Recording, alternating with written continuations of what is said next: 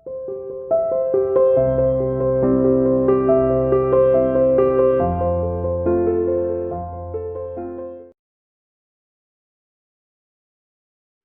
welcome to CR International School online study classes. I hope all of you will be fine at home bete. Stay home, stay safe. We are doing bete economics lesson number 2, the 5-year plans in India bete. Last topic में हमने आपको 5-year plans के बारे में बेटे बता दिया था, ठीक है। हमने आपको बता दिए थे बेटे कि 5-year प्लानिंग की क्या क्या पॉलिसी और क्या क्या फीचर्स थे बेटे 1991 से पहले के। मैंने बताया था कि भाई जो हमारी इकोनॉमिक पॉलिसी बेटे उसे दो पार्ट में डिवाइड किया जाता है, एक तो प्री 1991 एरा और एक पोस्ट 1991 एरा बेटे।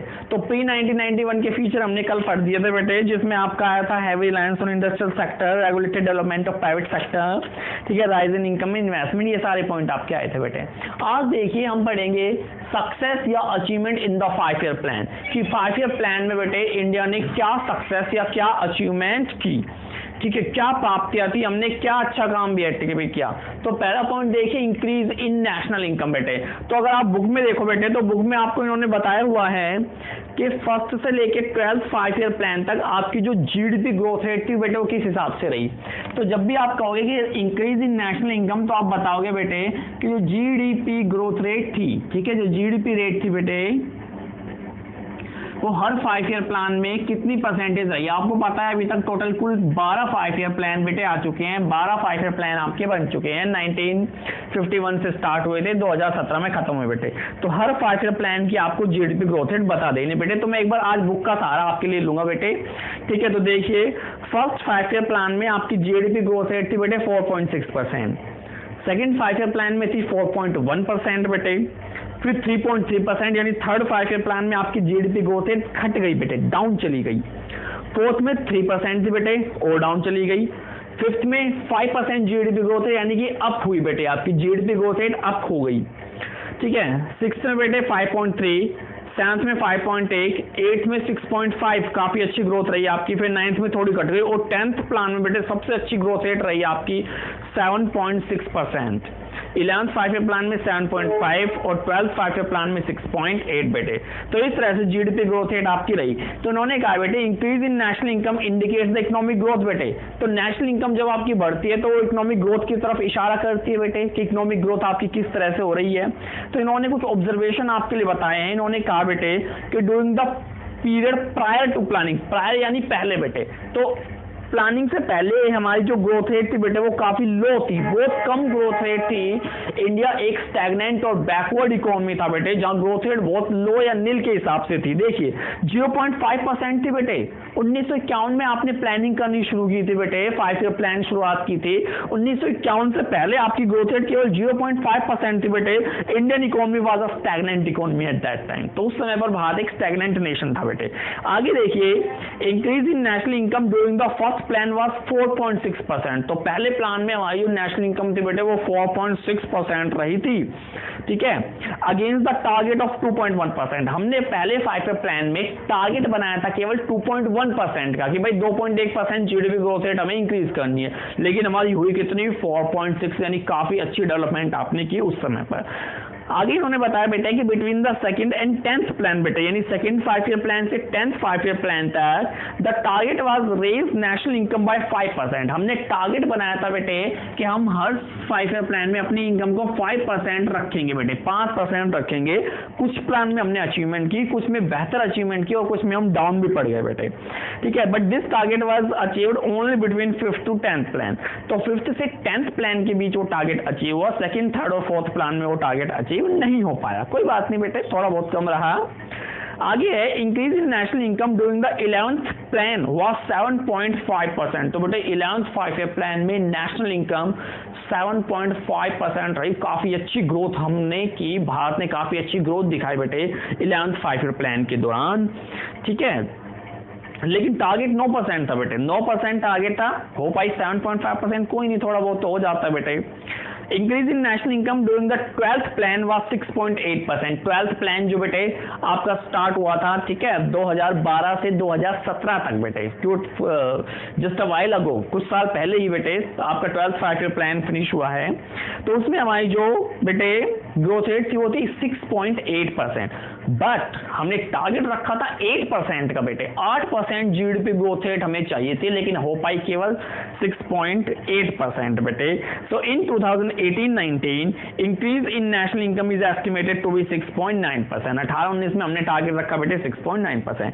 तो आप बता सकते हो कि during most of the plan we failed achieve the target rate of growth. जो हमने टारगेट रखा था, ठीक है, वो तो हम अचीव नहीं कर पाए, बट फिर भी जो हमारी नेशनल इनकम में बेटे इंक्रीज आया वो काफी सिग्निफिकेंट इंक्रीज आया। और जो भारत इकोनॉमी बेटे गिफ्ट हुई पड़ी थी इनटू स्टैग्नेशन, गिफ्ट यानी गिरफ्तार, जो भारत एक स्टैग्नेंट इकोनॉमी बना हुआ था बेटे, ठीक है, उस गिरफ्तारी से भारत निकल गया, वो स्टैग्नेंट का जो दाग था भारत के ऊपर वो हट गया बेटे। ग्रोथ रेट हमारी काफी अच्छी है, ठीक है, अब कोरोना की वजह से थोड़ी कम पड़ गई है, लेकिन ग्रोथ रेट काफी सही थी हमारी। तो इस तरह से इंक्रीज इन नेशनल इनकम आया बेटे प्लानिंग के दौरान। सेकंड पॉइंट देखिए, increase in per capita income.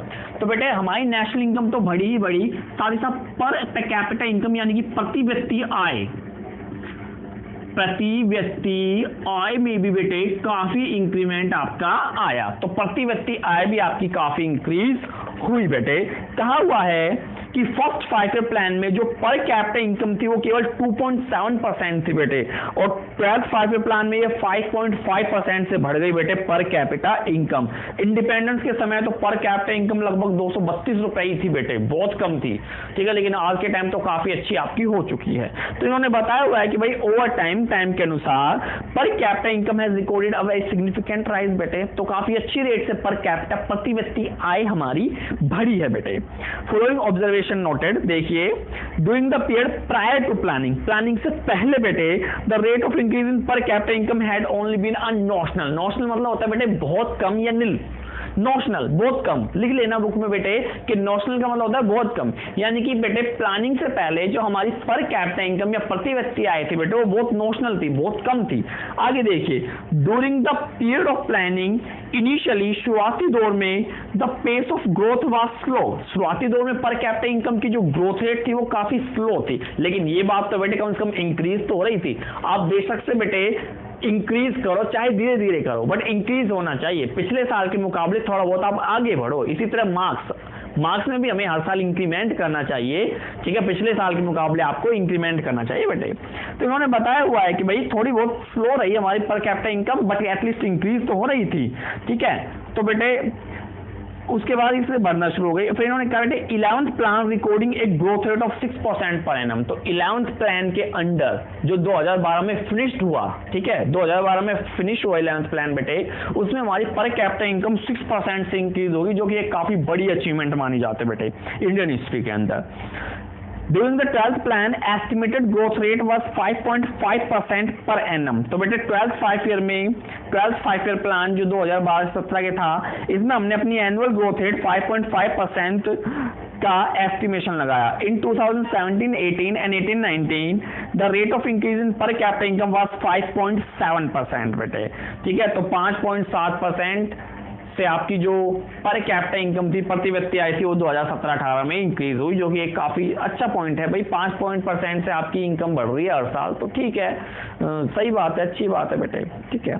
आगे इन्होंने कहा increase in per capita income is significant achievement. तो ये काफी बड़ी महत्वपूर्ण अचीवमेंट प्राप्ति है हमारे लिए बेटे, because it imply greater availability of goods and services पर हेड ऑफ पॉपुलेशन। तो पर कैपिटा इनकम जब बढ़ते बेटे, तो पर पर्सन या पर head of population more availability of goods and services होता है।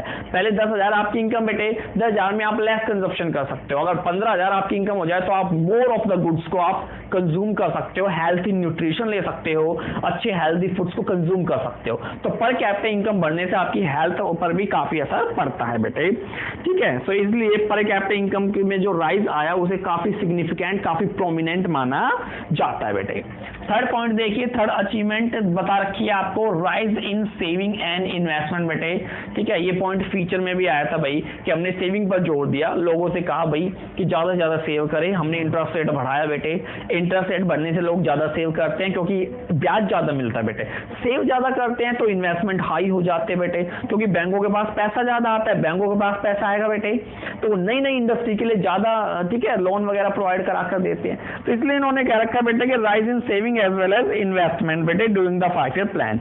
इन 1950 रेट ऑफ सेविंग था केवल 9.5% ऑफ नेशनल इनकम। अगर आपने बेटे नेशनल इनकम मान लीजिए आपकी, मान लीजिए 20 करोड़ है, तो उसका केवल 9.5% यानी लगभग 10% मान के चलिए लोग अपनी इनकम का केवल 10% सेव करते थे, 90% कंज्यूम करते थे।